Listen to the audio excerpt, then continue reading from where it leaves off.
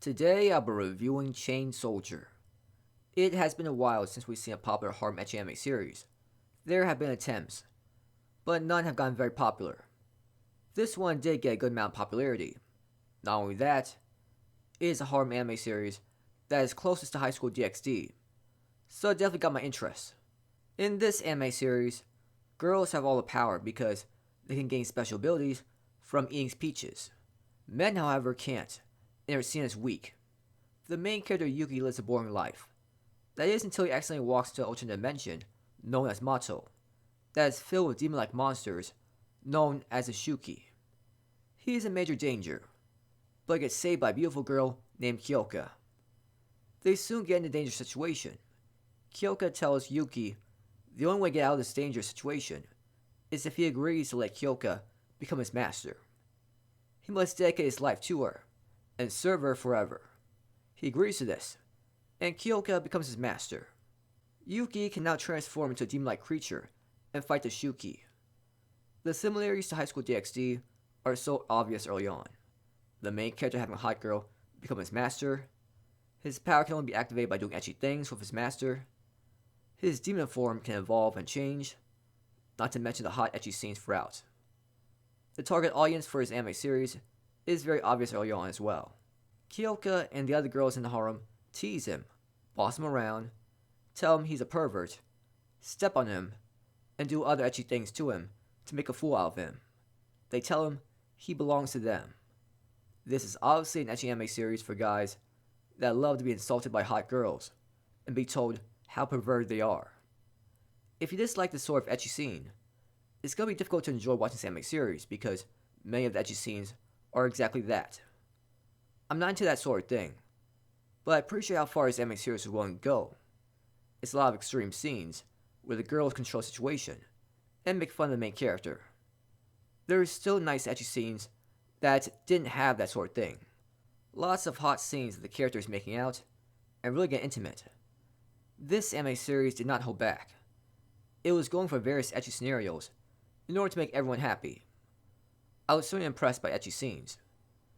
People said ecchi scenes didn't go that far, but from what I saw, it went pretty far. Much farther than High School DxD on many occasions. To see so many hot and unique ecchi scenes with a cast filled with hot characters was just so great to watch. The cast of characters aren't as hot as the girls from High School DxD, but it comes pretty close. The reward system was pretty nice to watch as well. Every time Yuki did a good thing, the girls rewarded him, and that led to funny ecchi scenarios where the girls lose control and do such over-the-top lewd things. It was so appealing and funny to watch. In terms of the actual plot, it's your typical characters fighting demons, but there's a decent plot twist about the Shuki that makes it really interesting to see what Yuki will do next. It's like, what do you even do now that you know the truth? The mystery surrounding his missing sister was pretty interesting as well. You just wanted to learn more about his sister and how she disappeared in the first place. The cast of characters are what really keep your interest in this anime series. If you don't find the girls in this show to be hot, then why would you keep watching this anime series? I found the girls in this anime series to be very hot. I really like Kyoka. She is another character that looks very similar to Esdeath from Akame ga Kill, and we all know how hot Esdeath is. Kyoka not only looks hot, she has a strong, likable personality, where she will stand up for her convictions and what is right. She won't let anyone control her. My second favorite character in the show is Tenka. She is almost as hot as Kyoka in terms of looks. I really like her as a dear character as she tries to seduce Yuki in all sorts of ways. She is a character that will seem annoying at first, but will eventually win you over with her dear personality and how much she loves Yuki and wants to impress him so much. Himari is an annoying girl at first, with how much she hates Yuki, and for constantly yelling at him.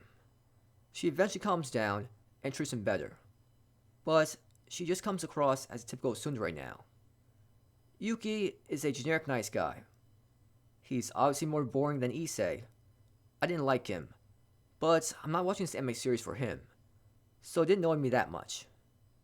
The opening and ending song for this anime series were alright. The music for this anime series was okay, but could have been a lot more seductive during the ecchi scenes. The animation style looked alright most of the time, but I just didn't like looking at CGI when the Shuki appears. The animation looked good throughout. I enjoyed watching this horror ecchi anime series from start to finish. I judge this sort of anime series much differently than typical anime series I reviewed in the past. For me, I judge it based on what I was looking for from this anime series. I wanted hot ecchi scenes with likable female characters, and I got just that. I'm not watching it for the plot, obviously, but even the plot for this anime series wasn't that bad. This anime series gave me everything I could have wanted from a horror ecchi anime series. I give this anime series a 8 out of 10.